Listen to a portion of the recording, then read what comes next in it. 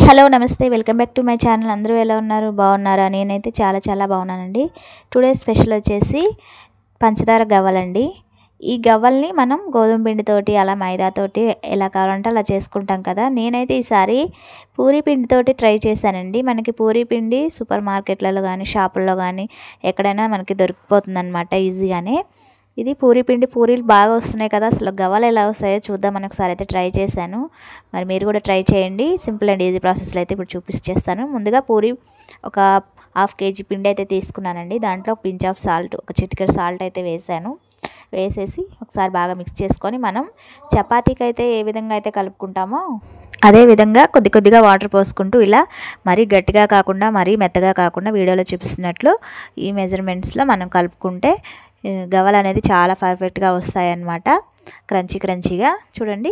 ఇప్పుడు దీన్ని ఒక 10 నిమిషాలు కానీ ఒక హాఫ్ అన్ అవర్ కానీ పక్కన పెట్టేస్తే పిండి అనేది మంచిగా నానుతుందనమాట.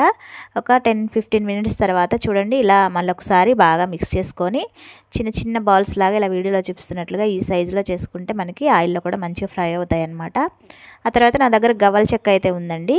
ఇలా ఒక బాల్ని తీసుకొని బటన్ వేలుతో ఇలా ప్రెస్ చేస్తే మనకి గవ్వలు అనేది షేపు పర్ఫెక్ట్గా వస్తుందన్నమాట. చూడండి ఇలా వీడియోలో చూపిస్తున్నట్లుగా ఒక బాల్ తీసుకొని బటన్ వేలుతో ఇలా ప్రెస్ చేయడం అనమాట. ఇలా మనకి ఎన్ని కావాలంటే అన్ని గవ్వలు ప్రిపేర్ చేసుకోవచ్చు. సింపుల్గానే అయిపోతుంది. చెక్క అనేది ఉంటే ఇంకా ఈజీ అయిపోతుంది అనమాట. ఆ తర్వాత డీప్ ఫ్రైకి ఆయిల్ అయితే పెట్టేసుకొని మీడియం హీట్లో ఉండాలి. మరీ హీట్గా ఉండకూడదు, మరీ మీడియంలో కూడా ఉండకూడదు. కొంచెం ఆయిల్ హీట్ అయిన తర్వాత వెంటనే విడివిడిగా వేసుకోవాలన్నమాట. విడివిడిగా వేసుకోవడం వల్ల ఒకదానికొకటి అంటుకోకుండా స్టిక్ అవ్వకుండా మంచిగా ఫ్రై అవుతాయి అనమాట. వేసిన తర్వాత వెంటనే కదపకుండా ఒక 2 నిమిషాలు పైకి తేలే వరకు వదిలేసి ఇలా పైకి తేలగానే గరిటెతోటి బాగా మిక్స్ చేసుకుంటూ ఫ్రై చేసుకోవాలన్నమాట. ఇలా కలుపుతూ ఉంటే మనకి ఇవి కలర్ అనేది చేంజ్ అయిపోతూ ఉంటాయి. మనం మీడియం హీట్లో ఫ్రై చేసుకుంటున్నాం కాబట్టి కొంచెం టైం ఎక్కువే పడుతుంది. ఒక్కసారే హీట్ ఎక్కువ పెట్టేసి ఆయిల్ బాగా హీట్ అయినాక గవ్వలు అనేది వేసినట్లయితే వెంటనే కలర్ వచ్చేసి లోపల నుంచి ఉడకదన్నమాట. అందుకోసమని ఆయిల్ కొంచెం హీట్లో ఉన్నప్పుడే వేసుకుంటే చూడండి ఇవి పర్ఫెక్ట్గా ఫ్రై అయ్యని తెలవడానికి మనకి ఫస్ట్ వేయగానే నురగలాగా వచ్చింది కదా ఆయిల్, అది అనేది రాదనమాట. అప్పుడు మనకి ఫ్రై అయినట్లు వెంటనే తీసేసుకోవచ్చు. ఇంకొకటి కలర్ అనమాట. ఆ తర్వాత మనం ఇప్పుడు షుగర్ సిరప్ అయితే రెడీ చేసుకోవాలి కదా. 1 కప్పు షుగర్కి ఒక అరకప్పు వరకు వాటర్ పోసేసి బాగా మరిగించేసేయాలన్నమాట. ఇది వచ్చేసి కొంచెం గట్టిగా తీగపాకం వచ్చేటట్టు చూసుకోవాలన్నమాట. లేత తీగపాకం కాదండి, ముదురు తీగపాకం రావాలన్నమాట.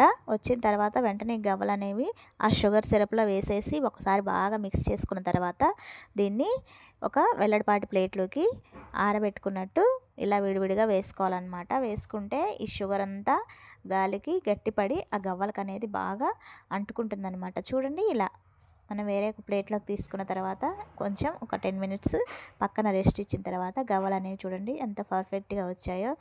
చక్కెర అనేది బాగా పట్టికి పట్టేస్తుంది అనమాట. అసలు మనం గోధుమ పిండితో మైదాతో చేసేదానికంటే కూడా అసలు టేస్ట్ చాలా అంటే చాలా బాగుందండి. ఒకసారి పూరీ పిండితో ట్రై చేయండి. క్రంచీగా బాగున్నాయి. మరి వీడియో నచ్చితే లైక్ చేసి షేర్ చేసి కామెంట్ చేయండి. Thanks for watching.